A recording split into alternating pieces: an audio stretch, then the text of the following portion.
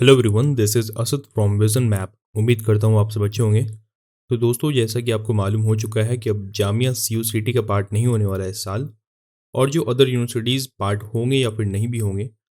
तो आप अगर BA और BSc ऑनर्स ज्योग्राफी के लिए तैयारी कर रहे हो तो आपको मालूम होगा कि हमारे विजन मैप पे ऑलरेडी कोर्स वीडियोस चलाए जा रहे थे। और क्योंकि अब ये एग्ज़ाम डेट्स भी आ चुके हैं ऑलमोस्ट कई सारी यूनिवर्सिटीज़ के, जैसे कि जामिया का डेट आ चुका है एंट्रेंस का, और जल्दी बाकी यूनिवर्सिटीज़ के भी आ जाएंगे। तो चलिए सीरीज को हम कंटिन्यू रखते हैं, और आज हम देखने वाले हैं कुछ इंपॉर्टेंट पॉइंट्स एटमॉस्फेयर से। तो चलिए वीडियो को शुरू करते हैं। तो देखिए, पहला पॉइंट देखिए एटमॉस्फेयर से। Atmosphere contains 78% nitrogen. आप सभी को पता होगा कि एटमॉस्फेयर में 78% नाइट्रोजन है और 21% ऑक्सीजन है, और आपका कार्बन डाइऑक्साइड 0.04% है। ये पहले 0.03% हुआ करता था, हाल फिलहाल में ये बढ़ के इतना हो गया है।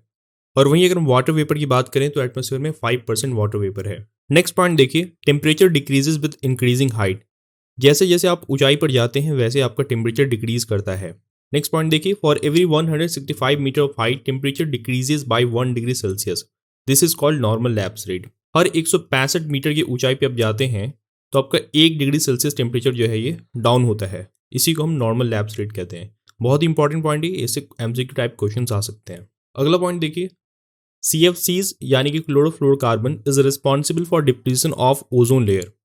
ओजोन लेयर जो कि आपका स्ट्रेटोस्फीयर में पाया जाता है, ये डिप्लीट होता है CFC की वजह से।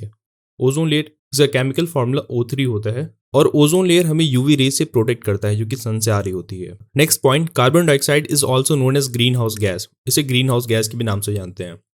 Next point, the height at which temperature stops decreasing is called tropopause. हमारे एटमॉस्फेयर में खास करके अगर बात करें ट्रोपोस्फेयर में, एक सर्टेन हाइट के बाद आपका टेम्परेचर जो है डिक्रीज नहीं करता है फर्दर, और इसी हाइट को हम ट्रोपोपॉज कहते हैं। और एक और इंटरेस्टिंगली बात यह है कि ट्रोपोपॉज आपका ट्रोपोस्फेयर का एंड पॉइंट है, ये एंड लेयर है।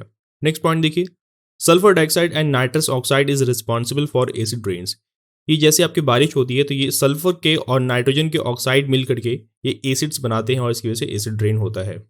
और एसिड रेन आपका नॉर्वे में सबसे ज़्यादा होता है। इसके बहुत सारे रीजंस हैं। कार्बन प्रोडक्शन उधर आसपास के फैक्ट्रीज में बहुत ज़्यादा होता है। ब्रिटेन से भी हाल फिलहाल में कुछ इंडस्ट्रीज़ की वजह से कार्बन एफ्लुएंट्स उधर बहुत ज़्यादा एटमॉस्फेयर में हो रहे थे, जिसकी वजह से एसिड रेन बहुत हो रहा है वहाँ। ये एटमॉस्फेयर के लेयर्स हैं आपके सीरीज में। पहला लेयर आपका ट्रोपोस्फेयर है, दूसरा स्ट्रेटोस्फेयर है, तीसरा मेसोस्फेयर। ये एटमॉस्फेयर के लेयर्स हैं सीरीज में। पहला ट्रोपोस्फेयर, दूसरा स्ट्रेटोस्फेयर, तीसरा आपका मेसोस्फेयर है, चौथा थर्मोस्फेयर, पांचवा एक्सोस्फेयर, और एक और लेयर होता है जो आपका एक्सोस्फेयर में होता है जिसका नाम है आयनोस्फेयर। आइए देखते हैं इन सारे लेयर्स की क्या सिग्निफिकेंस है, क्या इंपॉर्टेंस है। तो देखिए, the boundary separating troposphere from stratosphere is known as tropopause. Troposphere जिसमें कि आपके सारे वेदर फिनोमिनन्स होते हैं, ये आपका सबसे पहला लेयर है। और एक और चीज़ कि ये 80% आपका एटमॉस्फेयर कंस्टिट्यूट करता है। आपको जो अर्थ का एटमॉस्फेयर है वो 80% इसी लेयर का बना हुआ है। और ट्रोपोस्फेयर जहाँ एंड होता है वहां से आपका स्ट्रेटोस्फेयर शुरू होता है, और ट्रोपोस्फेयर और स्ट्रेटोस्फेयर के बीच की जो बाउंड्री उसे हम ट्रोपोपॉज कहते हैं। नेक्स्ट हम बात करें स्ट्रेटोस्फेयर की, तो इसमें आपका ओजोन लेयर पाया जाता है, और ओजोन की वजह से आपको स्किन कैंसर भी होता है। नेक्स्ट पॉइंट देखिए, this layer is free from cloud. क्योंकि सारे आपके क्लाउड और जो वेदर एक्टिविटीज होते हैं वो ट्रोपोस्फेयर में होते हैं, तो इसलिए आपका स्ट्रेटोस्फेयर में कोई क्लाउड नहीं होता है, और जो जेट प्लेन्स हैं आपके इसी लेयर में फ्लाई करते हैं। और स्ट्रेटोस्फेयर के इंड लेयर को हम स्ट्रेटोपॉज कहते हैं। नेक्स्ट पॉइंट देखिए, स्ट्रेटोस्फेयर के बाद आपको मेसोस्फेयर आता है, और इसके इंड को हम मेसोपॉज कहते हैं। इससे कोई और ज्यादा इंपॉर्टेंट पॉइंट है नहीं, इसलिए बस हम इसके इंड बाउंड्री को हम पढ़ लेते हैं जिसे हम मेसोपॉज कहते हैं। नेक्स्ट देखिए, gas molecules present in thermosphere absorbs x raise.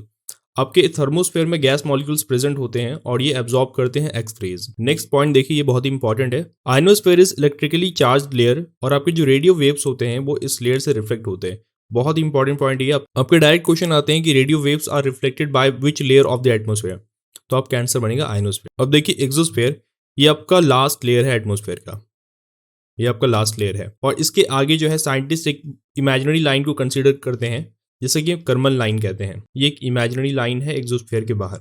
कुछ इंपॉर्टेंट पॉइंट्स देखिए, इंसुलेशन के मीनिंग आपको पता होगा कि the incoming solar radiation on earth is called insulation. Sun से जितनी रेज आ रही हैं उसको हम इंसुलेशन कहते हैं। और ये किस फॉर्म में आ रही हैं? ये शॉर्ट वेव्स की फॉर्म में आती हैं। और वही हम बात करें कि सन के कंपोजिशन की बात करें तो ये हाइड्रोजन और हीलियम का बना हुआ है, और ये सन में 3:1 के रेशियो में पाया जाता है। और वहीं अगर हम सन के टेम्परेचर की बात करें तो सन का जो सरफेस टेम्परेचर होता है, सन का सरफेस टेम्परेचर आपका 6000 डिग्री सेल्सियस के आसपास होता है। और एक बहुत इंटरेस्टिंग सी बात यह है कि सन का जो एटमोस्फेयर होता है उसका टेम्परेचर आपका मिलियंस ऑफ डिग्रीज में होता है। बहुत ही इंटरेस्टिंग फैक्ट है ये। और वही जो रिएक्शन होता है आपका हाइड्रोजन और हीलियम के बीच में, ये फ्यूजन रिएक्शन होता है। आगे देखिए important points. The temperature at which the air become saturated is called due point. अब ड्यू पॉइंट क्या है, देखिए वैसा टेम्परेचर जिसमें कि आपका एयर का जो है मॉइस्चर होल्डिंग कैपेसिटी जो है वो मैक्सिमम हो जाए कि अब फर्दर मॉइस्चर उसमें ऐड नहीं हो सकता है, तो एयर आपका सैचुरेटेड हो जाता है और उस टेम्परेचर को हम ड्यू पॉइंट कहते हैं। नेक्स्ट देखिए, when moisture content of air is equal to its humidity capacity then air is called saturated air.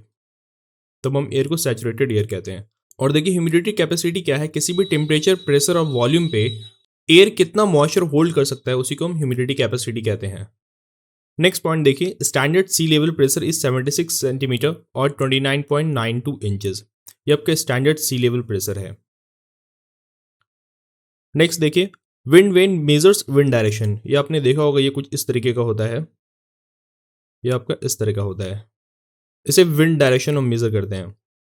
Next देखिए, anemometer measures the velocity of wind. Wind के वेलोसिटी को मेजर करने के लिए हम एनेमोमीटर का यूज करते हैं।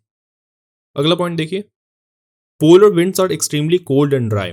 पोलर विंड्स जो है आपके, ये कोल्ड होते हैं, बहुत ही ड्राई होते हैं, इसमें मॉइस्चर कंटेंट बहुत ही लो होता है।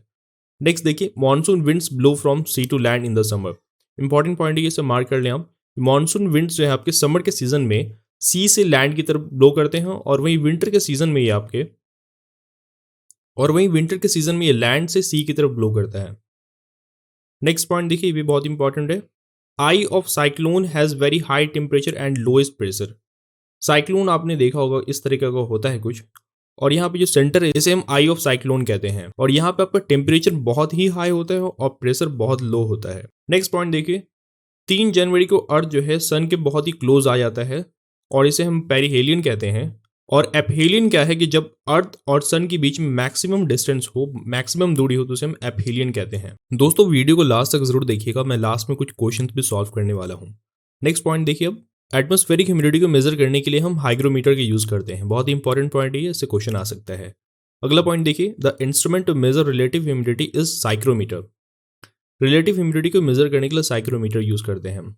इन दोनों में कंफ्यूज ना करें, याद रखिए एटमॉस्फेरिक ह्यूमिडिटी के लिए हम हाइग्रोमीटर का यूज करते हैं, और रिलेटिव ह्यूमिडिटी को मेजर करने के लिए हम साइक्रोमीटर का यूज करते हैं।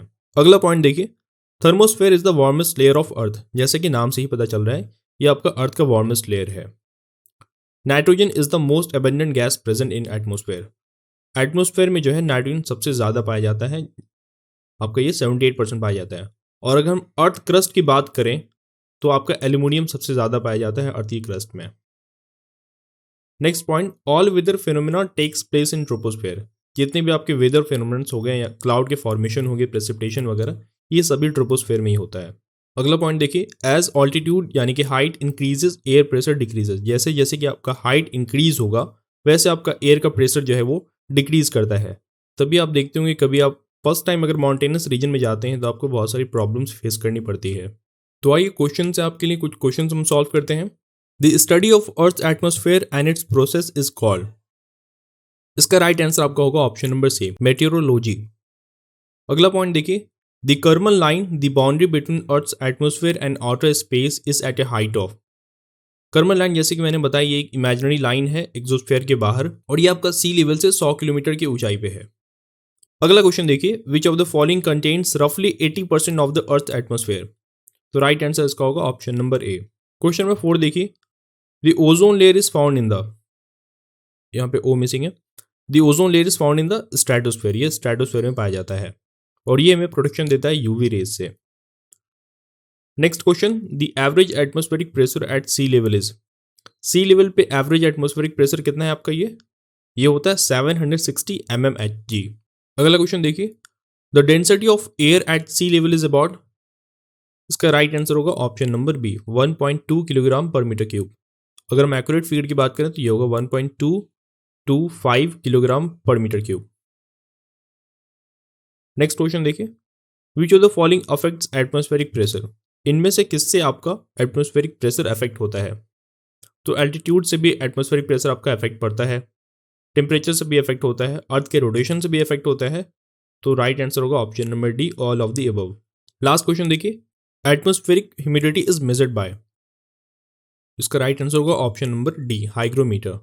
और जैसे मैंने बताया कि रिलेटिव ह्यूमिडिटी मेजर करने के लिए हम साइक्रोमीटर का यूज़ करते हैं। तो दोस्तों ये था आपका ज्योग्राफी का पार्ट 4 वीडियो। इसमें हमने देखा एटमॉस्फेयर से कुछ इंपॉर्टेंट पॉइंट्स और हमने कुछ क्वेश्चन भी सॉल्व किए। अगर आपको कोई डाउट हो तो आप कमेंट सेक्शन में ज़रूर कमेंट करके पूछें। मिलते हैं अगली वीडियो में। Thank you.